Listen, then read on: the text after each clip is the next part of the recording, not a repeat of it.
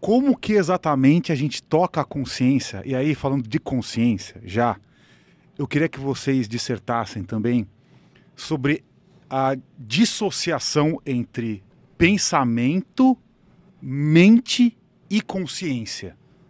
E também, eu acho que isso tem uma correlação. Tem uma pergunta que eu recebi esses dias lá no meu Instagram, né? Sobre pensamentos que a pessoa tem que ela acha que não são delas. Sim. E aí eu falei exatamente isso. Falei, porque tem duas coisas, tem a mente e tem a consciência. Então eu queria ouvir de vocês, né, esse tema. Então, a primeira coisa, então, como tocar a consciência das pessoas, ou como que as pessoas acessam a consciência. E em segundo, a diferença entre mente, pensamento e consciência. Vai lá, César, depois eu emendo o lado espiritual para complementar. Quer fazer? Faz. Não, vai você primeiro, aí eu complemento o outro lado. Tá bom. Mente. A mente é a nossa parte material, é a nossa parte palpável.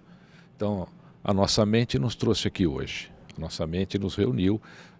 O Wagner falou comigo, você ligou para mim, nós conversamos, né? Então, a nossa mente, ela nos uniu. A mente faz esses encontros, né, entre as pessoas. Pensamento. O pensamento ele é a produção da sua mente. Só que a mente, ela tem um lado que é um lado danado, que é o lado do ego. As pessoas vivem mais no ego hoje do que propriamente na mente. O maior inimigo da mente é o ego. E o que é a consciência? É a sua essência. A consciência, na minha opinião, é o momento que Deus coloca em cada um de nós a nossa alma, o nosso espírito. Então, aquela hora que ele coloca a mão e diz assim, está abençoado, você vai nascer, é onde ele colocou ali a sua consciência, a nossa alma, é a nossa consciência. Nós não fomos feitos para praticar coisas que não são nutritivas, mas a gente consegue inverter isso, a gente consegue se entregar às coisas que não são nutritivas muito mais fáceis do que as coisas que são nutritivas. Então, se você pegar toda a história da humanidade, vamos começar ali pelo Código de Hammurabi, vai? Olho por olho, dente por dente. A humanidade sempre trabalhou assim. A única pessoa que entrou nesse universo para tentar transmutar isso, tirar as pessoas da mente, do pensamento e levar para a consciência, foi Jesus. É o único avatar que entrou aqui nesse planeta para trabalhar a consciência das pessoas. Ele foi embora, mas o que ele deixou ainda vem tentando fazer isto. Porque muita gente, ela vive o universo, né? Ela vive o que ela pode tocar, o que ela pode olhar, e ela esquece daquilo que está atrás de tudo isso, da sua verdadeira missão. As pessoas se preocupam muito com o destino, esquecem de viver o caminho. Então ela está preocupada em chegar no destino, ela está preocupada em chegar no destino. E o caminho é lindo, o caminho é maravilhoso, você aprende mais no caminho do que quando chega no destino. Às vezes você chega no destino e não é aquilo que você esperava. Então se você aprendeu durante o caminho, parabéns, você está mais próximo da sua consciência. E como é que a gente pode melhorar a nossa consciência? Olha, eu faria uma pergunta muito simples. Todo dia você chega em casa, é simples demais, é tão simples que é difícil você acreditar. Todo dia você chega em casa, olha no espelho e pergunta assim, eu fiz o bem hoje? Pronto, só isso, nada mais que isso. A nossa consciência, ela tem como missão justamente isso, praticar o bem, porque só o bem encontra um caminho. Tanto que quando a pessoa não está fazendo algo que esteja ligado ao bem, não tem aquela, entre aspas, né?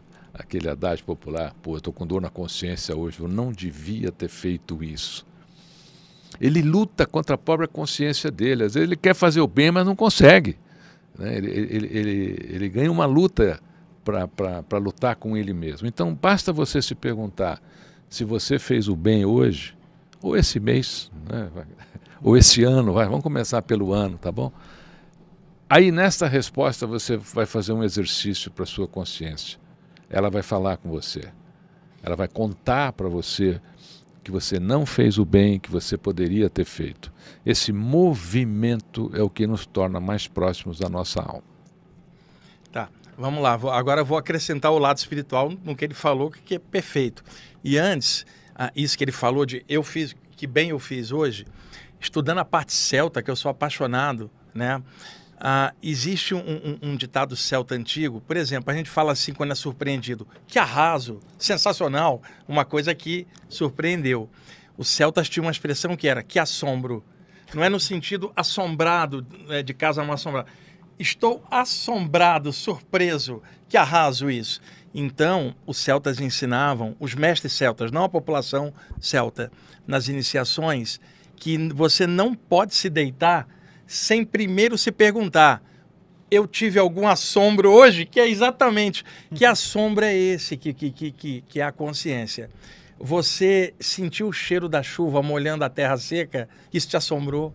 Um pôr de sol te assombrou? No sentido sadio da palavra, que assombro. Encontrou um amigo que você não via um tempão? Isso fez valer o seu dia? Leu um poema de alguém como Fernando Pessoa, Rumi, Jalal-Din Rumi, esse Olavo Bilac, pô, esses gênios da escrita, que assombro, né? Então, isso que ele está falando, que bem que eu fiz, um celta falaria, qual é o assombro de hoje? O que é que eu fiz que trouxe assombro? Algo sensacional no sentido consciencial. Quando se tem isso, todo o resto, a mente, a emoção, fica tudo pequenininho, porque é a tua consciência se espelhando. Agora, de um ponto de vista espiritual, tá, Ali? A mente é produtora dos pensamentos. Então, o pensamento não é a mente. O pensamento, como ele falou, subproduto da nossa mente. Então, vou fazer um pequeno exercício teórico de pensamento para você entender.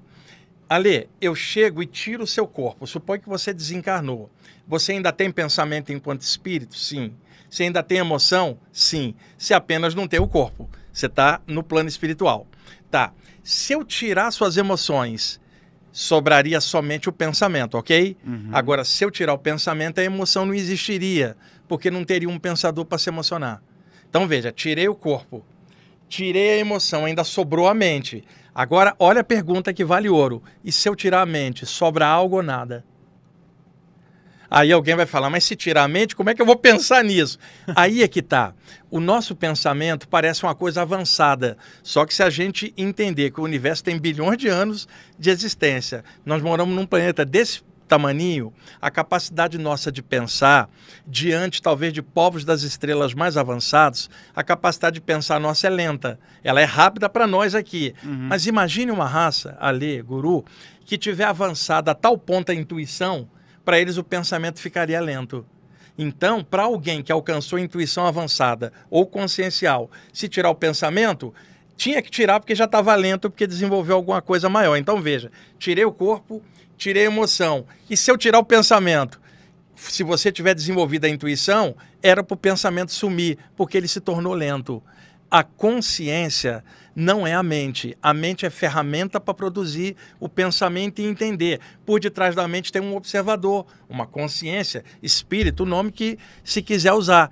Esta consciência não é o pensamento, ela transcende o pensamento. É a parte essencial divina em cada um de nós. Então, antigamente, nos meios teosóficos, ocultistas, se dividiam os veículos de manifestação. O corpo físico, o corpo astral, o corpo mental inferior, superior, escalonando. E os hindus, antigamente, chamavam a mente de manas do sânscrito, a mente, e representava a mente como uma esfera e dividia no meio. Didaticamente, a parte inferior é a mente inferior com o ego, e a parte superior seria a mente no sentido cósmico. Então, ao estar encarnado aqui, a gente usa essa parte da mente para entender a forma. Agora, por detrás dela tem uma outra coisa mais avançada que sequer o pensamento tem como entender. Então, a coisa mais difícil de classificar é o que é consciência. Você pode dizer o que é mente, o que é emoção. Agora, o que é consciência, até a nível científico, quem é que vai dizer o que é consciência? Porque qualquer raciocínio intelectual em cima é a mente interagindo. Então, expansão da consciência, aquele fenômeno incrível que os yogis chamavam de samadhi, os budistas de satori, os ocultistas de expansão da consciência, o estado oceânico de ser, aqueles estados de expansão ali, imagina, nesse momento, preso aos 5 sentidos, eu sou uma gotinha. Expandir a consciência, eu descubro que eu sou oceano, porque gotinha também faz parte do infinito. A nossa mente é uma gota no infinito, a nossa consciência é o grande mar, onde o divino está em tudo. É isso que eu penso. Tá, vou colocar... Isso é um tema muito difícil porque a gente tende a usar a mente para entender um tema desse, né, César? Por isso que o exercício que eu falei aqui, ele é bem simples, difícil até de acreditar, mas ele funciona. Como é na consciência que está a nossa centelha divina, eu acredito nisso, e a gente tem que acessá-la. E a gente só acessa a nossa essência divina através do bem, através do amor. Não tem outro jeito. Não tem outro jeito. Tanto que os yogis, por exemplo, qual é o estágio? Você tem que chegar no nada. Quando você chegar no nada, você vai encontrar a sua centelha divina. Chegou no nada, você encontra tudo. E esse nada, na mente ocidental, não é o nada de não existência. É o além do pensamento. Que é o que ele está falando, que é o que todos os yogis falavam, os budistas também falam, e o César citou Jesus como um grande avatar.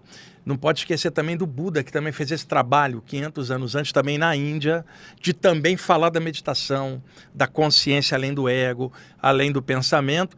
E se a gente for olhar ao longo da história, iniciados egípcios, antigos, gregos, chineses, um cara igual ao Lao Tse, esses caras são grandes caras que descem aqui, avatares, professores para ensinar a gente, e todos eles vão falar de despertar da consciência, cada um no seu tempo, do seu jeito, e todos eles vão falar de amor, ser produtivo, criativo, de que tudo que a gente faz como ação gera uma reação correspondente no meio ou em cima da gente. Então, todos esses grandes avatares sempre vão falar de consciência, cara. Eu gostei que o Wagner Borges falou que falar de consciência é um assunto difícil. É difícil, com certeza. Complexo demais. Não, é porque ouvir você falar isso, que um tema é difícil de ser falado, é uma coisa, é um desafio até para nós, né? É um desafio para qualquer um, né, César? É complexo demais. Mas aí eu vou colocar uma conjectura aqui, tá? A consciência, então, ela não seria um estado inteligente ou senciente que vem antes da mente física e que seria um estado vibracional, porque às vezes, conjecturas aqui, vocês podem avaliar, às vezes a gente escuta a nossa consciência se manifestar. Ela não se manifesta de forma racional, sim, como pensamentos, mas ela se manifesta como uma vibração. E uma vibração também é uma informação, é uma forma de inteligência. Então, seria uma inteligência antes do processo mental da coisa. Sim, o Krishna já falava isso no Bhagavad Gita. O Arjuna está lá no meio do campo de batalha, era uma guerra de família, né? O Bhagavad Gita, a parte central do Mahabharata, de autoria do sábio Vyasa. E o Arjuna está ali, cara, naquela situação, vendo primos e amigos caídos numa guerra, e ele desiste de lutar.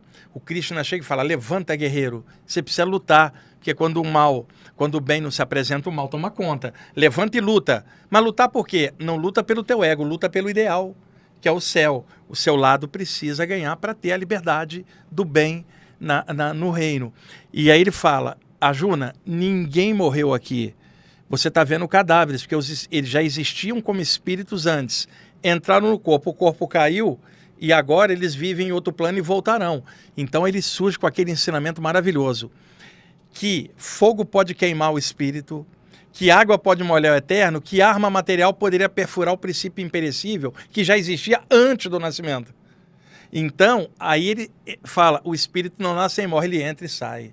Quem nasce, cresce e morre é o veículo, que é o corpo. Então, e o Krishna no Bhagavad Gita já falava isso: nós não nascemos, nós já estávamos existentes, nós entramos. Vamos sair, continuar do lado de lá e vai seguindo a vida. Agora, a mente, ela é necessária nessas tarefas de esclarecimento cá embaixo, para entender os mecanismos das coisas. O problema todo é ficar preso com o ego no mecanismo. E tem gente que estuda muito e fica tão preso no conhecimento que não transcende. Por isso que muitos mestres yogis falavam assim: você quer aprender? Esquece tudo que você sabe. Mas não no sentido que você não precisa estudar. É que você, às vezes, fica numa gaiola mental, intelectual, cheia de nomenclatura, classificação essa ou aquela, limitado dentro da caixinha mental que você construiu com o intelecto. Às vezes precisa tirar isso para poder renovar. Mas o conhecimento não é bom ou ruim, ele é ferramenta. Tem gente que usa o conhecimento para transcender o próprio conhecimento e tem gente que usa o conhecimento para ficar preso no ego e na arrogância de achar que sabe mais do que todo mundo.